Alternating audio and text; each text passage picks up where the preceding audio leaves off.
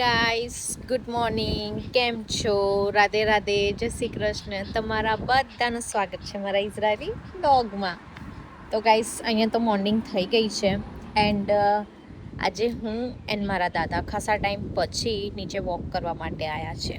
C મારા દાદા easy તગીલી બોકે તો ચલો. મારા દાદા છે તમને મોર્નિંગ કહી છે અને હાઈ કહી છે. તો આજે હું એન્ડ મારા દાદા નીચે વોક કરવા માટે આવ્યા છે, પણ જસ્ટ અભી જ આવ્યા તો થોડું થાકી ગયા. એ ઉપરથી નીચે આવ્યા, લિફ્ટમાં આવ્યા છે, પણ તો એમને થોડું એવું જ છે, થાકી ગયા છે એટલે બેઠા છે. એકચ્યુઅલી મારા દાદાને વોક કરવાનું નથી ગમતું, મેં તમને પહેલાં કીધું હતું. એન્ડ એક્સરસાઇઝ કરવાનું બી એમને નહીં પસંદ, એમને ખાલી જસ્ટ બેસી રહેવાનું એન્ડ ટીવી જોવાનું, આટલું જ એમનું કામ છે, બીજું કંઈ નહીં. એન્ડ ટીવી જોતા હોય તો ડિસ્ટર્બ બી નહીં કરવાના, નહીં તો બહુ વકરાઈ જાય. એવું કંઈ નહીં.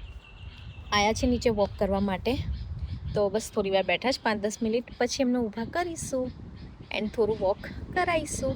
તો ચલો આપણે થોડી વાર પછી મળીએ. તો ફાઇનલી મારા દાદા આજે વોક કરે છે.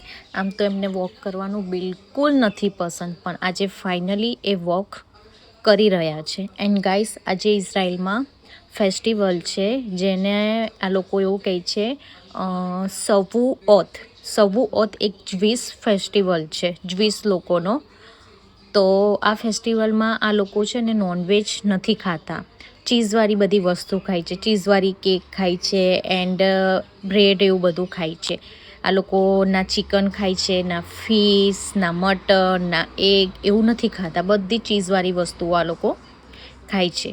તો 3 દિવસથી આ ફેસ્ટિવલ હતો, ગુરુ, શુક્ર એન્ડ શનિ. તો આ ફેસ્ટિવલના દિવસે છે ને ગાઈસ બધું જ બંધ હોય છે, એટલે હરેક ફેસ્ટિવલમાં બધું બંધ જ હોય છે. બસ પછી સુપર ફાર્મ, બધી શોપ, બધું બંધ હોય છે. હાય ગાઈસ, તો ફાઇનલી દાદાએ વોક કરી લીધું છે. હવે અમે લોકો જઈએ છીએ ઘરે, કેમ કે અભી 1:30 વાગે દાદી બહાર જવાના છે, એટલા માટે. તો હું દાદા અભી ઘરે જઈએ, અમે લોકો નહીં જવાના, અમે લોકો ઘરે જ રહેવાના છે. દાદી કહેતા હતા કે તમે લોકો બી ચલો જોડે, પણ મેં એમને કીધું કે દાદાને કેવું કે ખાઈને સીધું સૂવા માટે જોઈએ, એટલે પછી ના પાડી કે તમે જાઓ, અમે લોકો અહીં ઘરે રહીશું. એ રીતે તો હું દાદા ઘરે રહીશું, દાદી એકલા જશે. તો ગાઈસ, આપણે બધા મળીએ પછી. Bye. Oh, you're fun.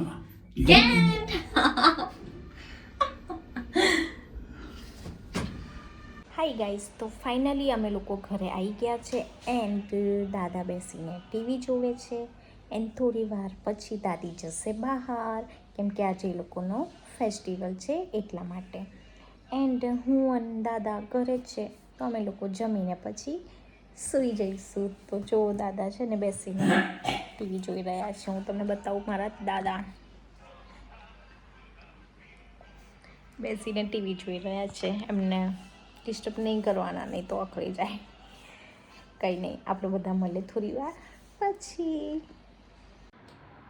Hi guys, તો ફાઇનલી ઇવનિંગના 5:30 થઈ ગયા છે એન્ડ બપોરે તો ટાઈમ જ નહોતો મળ્યો વિડીયો ઉતારવાનો, એટલે અત્યારે જસ્ટ ઉઠ્યા છે. દાદા ચા નાસ્તો કરે છે એન્ડ હું મારી ફેવરેટ જગ્યાએ બહાર બાલ્કનીમાં બેઠી છું.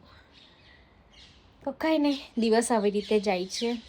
એન્ડ જ્યારે ઇન્ડિયામાં હતા ત્યારે મમ્મીની કદર નથી થતી. હવે જ્યારે અહીં આવ્યા છે ને, ત્યારે એક એક દિવસે મમ્મીની યાદ આવે છે અને એની કિંમત ખબર પડે છે. કેમ કે અહીંયા તો તમે માદા હાજા હોવ છો તો બી તમારે કામ કરવું પડે છે. અહીંયા કોઈ તમને એવું નહીં કહેતું કે તમે આરામ કરો, તમારે કામ, બીમાર હો તો બી તમારે મેડિસિન લઈને બી તમારે તમારું કામ તો કરવાનું જ. એન્ડ ઇન્ડિયામાં એવું નહોતું. ઇન્ડિયામાં તો બીમાર હોય તો મમ્મી કહી દે, મમ્મી આજે બહુ તાવ જેવું લાગે છે, મમ્મી માથું દુખે છે, એટલે મમ્મી એવું જ કહે, બેટા તું સૂઈ જા મેડિસિન લઈને, હું છું ને. મમ્મી બધું જ કામ ઘરનું એકલી ને એકલી કરી લે.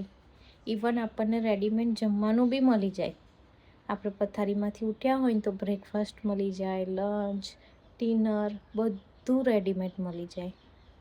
અહીંયા નહીં હોતું. અહીંયા તો તમને તાવ આવે કે શરદી થઈ જાય કે માથું દુખે, મેડિસિન લઈને બી તમારે તમારું કામ કરવાનું. એટલે અત્યારે મમ્મીની કિંમત મહેસૂસ થાય છે કે યાર માં એ માં છે. ભલે ગમે તેટલું બોલામબોલી થાય, ગમે તેટલો ઝઘડો થાય, પણ હરેક જગ્યાએ માં એને ઊભી રહી છે. બધી જગ્યાએ માં એને ઊભી રહી છે.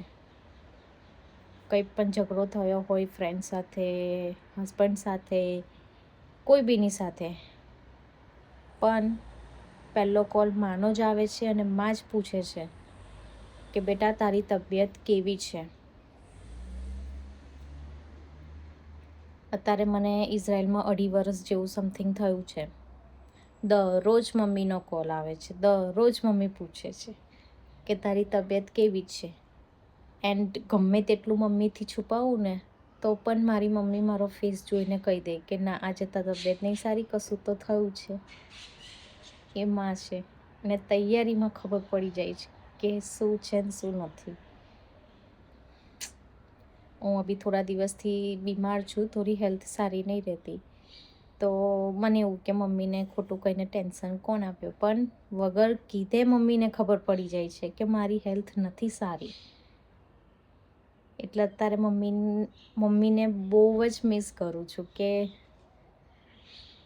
ઇન્ડિયામાં હતા તો કેવું કરતી હતી મેં. બિલકુલ કદર નથી કરતી, બિલકુલ નહીં. મને તો ટાઈમે જમવાનું જોઈએ, આ જોઈએ, પેલું જોઈએ, આવું કરતી હતી. પણ અત્યારે જ્યારે ખરું મારી પર વીતે છે ને ત્યારે મને અહેસાસ થાય છે કે ના, માં એ માં છે. ભગવાને માને કેમ બનાવી છે? કેમ કે ભગવાન બધી જગ્યાએ નથી હોઈ શકતો, એટલે ભગવાને માં બનાવી છે. સાચી વાત ને ગાઈસ? કંઈ નહીં, ઓકે, આપણે થોડી વાર પછી મળીએ. હું થોડું દાદા જોડે જઈને બેસું. સો હાય ગાઈસ, તો અત્યારે હું જઉં છું નીચે બહાર, કેમ કે આજે તો 2 કલાક નીકળી જ નથી. એટલે ગુંજન મને મળવા માટે આવી છે એન્ડ એને જમવાનું બનાવ્યું છે, તો મને આપવા માટે આવી છે જમવાનું. તો હું જાઉં છું મારા ઘરની નીચે, બહાર જ બેઠી છે રીગા. હું તમને બતાવું. હાય ગુંજન, હાય. તો ગાઈસ, ગુંજન આવી છે મને મળવા માટે રનાનાથી. એની ધૂમ ચાલે લઈને બાઇસિકલ. એ રનાનાથી મને મળવા માટે અહીં આવી છે. એને આજે પનીરની સબ્જી એન્ડ રોટી બનાવી છે, તો એ લઈને, અને રાઈસ બનાવ્યા છે, તો એ લઈને મને આપવા માટે આવી છે. એકચ્યુઅલી મારી તબિયત સારી નથી, એટલે એ જમવાનું આપવા માટે આવી છે. હાય ગુંજન, કશું કહીશ તું? હાય ગાઈસ, બધા મજામાં? ઓકે ગાઈસ, તો થોડું એની જોડે બેસું, પછી મારે ઉપર જવાનું છે કેમ કે દાદીને કંઈક બહાર જવાનું છે ને, તો ફટાફટ ગુંજન જોડે વાતો કરીને ઉપર જાઉં. આપણે બધા મળીએ પછી. હાય ગાઈસ, તો ફાઇનલી ગુંજન જાય છે ઘરે એન્ડ હું પણ જઉં છું મારા ઘરે. નખોન. તો ગાઈસ, આપણે બધા મળીએ કાલે. એન્ડ તમને લોકોને અમારો વ્લોગ ગમ્યો હોય તો સબસ્ક્રાઇબ કરજો, શેર કરજો અને લાઈક કરજો. Okay guys, Bye. Bye, good night, Radhe Radhe, god bless you, by.